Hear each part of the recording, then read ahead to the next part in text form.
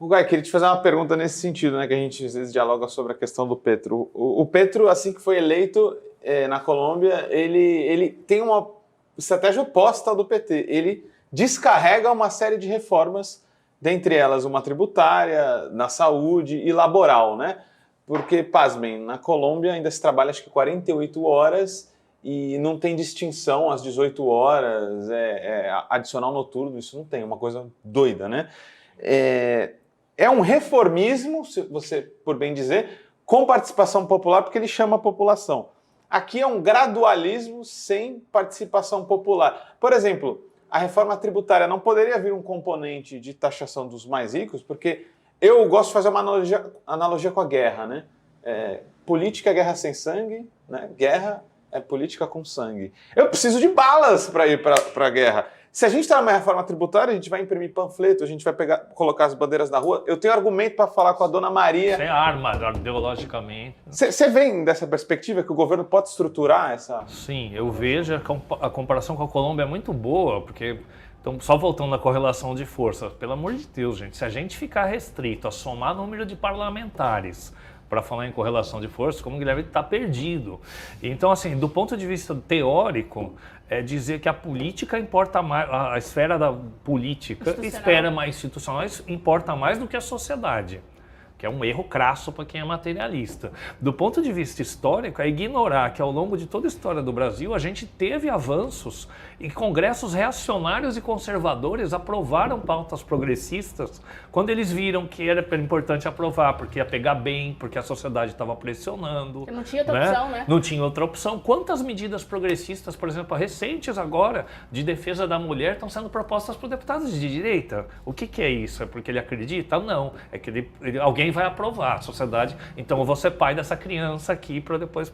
Então a sociedade tem como fazer, né? Não baixou a tarifa? Não falavam que não dava para baixar a tarifa e deu para baixar a tarifa, né? Então as coisas são possíveis. Agora, na América Latina como um todo, né, o presidencialismo é uma instituição muito forte. Eu não consegui fazer a conta, mas se a gente pensar a quantidade de pessoas que votam para presidente, é infinitamente maior do que a quantidade de pessoas que votam para deputado, seja nominalmente ou seja em legenda. A instituição presidência da República tem uma representatividade muito maior do que a do Congresso. E de repente todo o projeto que venceu as eleições está sendo deixado de aplicar porque uma outra instituição que tem muito menos representatividade, então lógico, se tivesse mecanismos de participação direta, de consulta, seria muito melhor. Mas entre a presidência e o Congresso, quem é que representa mais a vontade popular? Né? É o Executivo. E isso não caminha porque você negocia com o Congresso, você não estimula a opinião pública, ou estimula insuficientemente, né? E me alongar só mais um pouquinho. No primeiro mandato, como o ciclo era de crescimento, você não precisava nem mobilizar socialmente, nem fazer debate ideológico. A economia está crescendo, vai gerar simpatia. Agora, né? Você não tem mais esse cenário.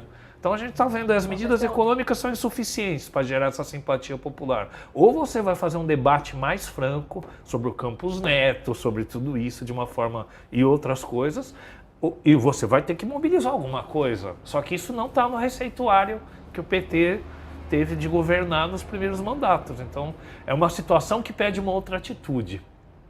Como é que vai lidar com isso? Vamos dizer assim, as aspas importam, e muito agora, né? Até fazendo um breve comentário, se a gente fosse pensar sobre o debate que teve em relação aos ministérios e tudo mais, é complicadíssimo a gente abrir a folha todo dia, ter uma aspas lá do Lira, e demorar dias para vir uma aspas do Lula lá se posicionando e influenciando a narrativa do que estava acontecendo ali, né? Então, isso é um erro aí grave, né?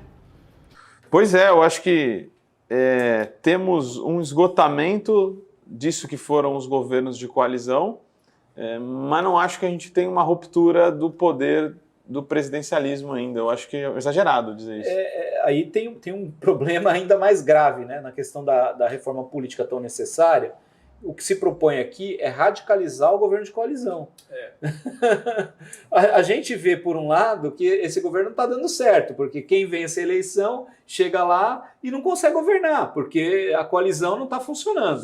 Né? E aí não está disposto também a fazer como o exemplo que foi dado aqui, não tá afim, né, de cutucar o formigueiro, né? Vamos, gente, vamos lá, né? Eu vou junto com vocês, vamos junto aí, né? Não tá afim de fazer isso. E aí é óbvio que para o parlamento hoje, na figura do Lira, representado pela figura dele, o grande centrão, maquiavélico centrão, o centrão do mal e tal, o centrão hoje está dizendo assim, não, olha, essa é a melhor maneira de governar, inclusive, temos que empoderar ainda mais o presidente do Congresso. Sim. Ele tem que estar equiparado ao presidente da República.